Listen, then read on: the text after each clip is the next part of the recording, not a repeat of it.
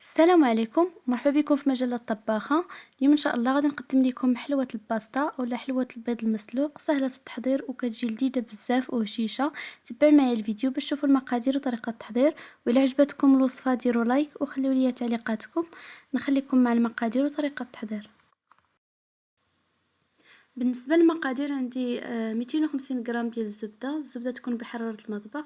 عندي 3 اصفار البيض مسلوق، عندي مبشور الليمون او الحامض، 2 خميره الحلويات، بيكنج باودر من وزن 14 غرام، وعندي كاس ديال السكر وكاس ديال الزيت وملعقه ديال النشا اولا مايزينا، والدقيق حسب الخليط. في الاناء اللي غادي نعجنو فيه كنديرو الزبده وكنخدموها شويه وكنضيفو السكر وكنخدموها مزيان حتى كتولي لينه.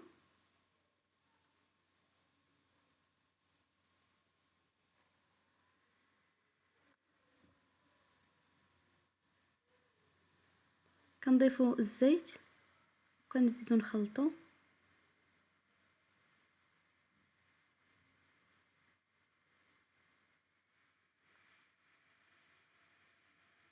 كنضيفو اصفار البيض مسلوق ومبشور ديال الحامض. يمكن لكم تعوضوا مبشور ديال الحامض بالفاني ولا مبشور ليمون.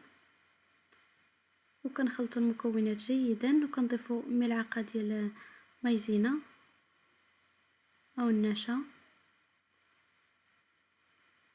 وكنضيفوا الدقيق تدريجيا وحنا كنخلطوا حتى كتجمع لينا العجينه.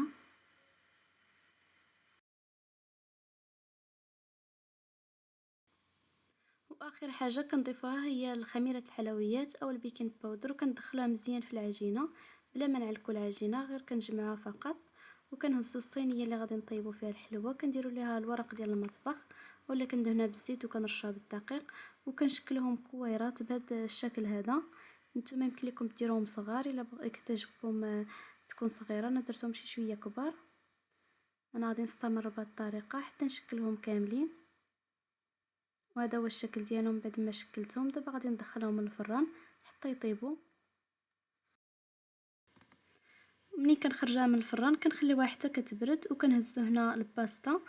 هاد الماركه هادي كنفتتوها غير بيدينا هكا بهاد الطريقه هادي. وعندي هنا الشوكولاته السوداء مذوبه في باماغي، زدت لها واحد شويه ديال الزيت باش تجي هكا ملمعه. كنهزو الحلوه كنغطسوها في الشوكولاط بهذا الشكل هذا، وكنمرمدوها في الباستا وكنحطوهم في واحد البلاطو اللي كنكونوا دايرين فيه ديجا واحد البلاستيك. وكنستمروا بهذه الطريقه هذه حتى كنساليو كاع الحلوه اللي عندنا.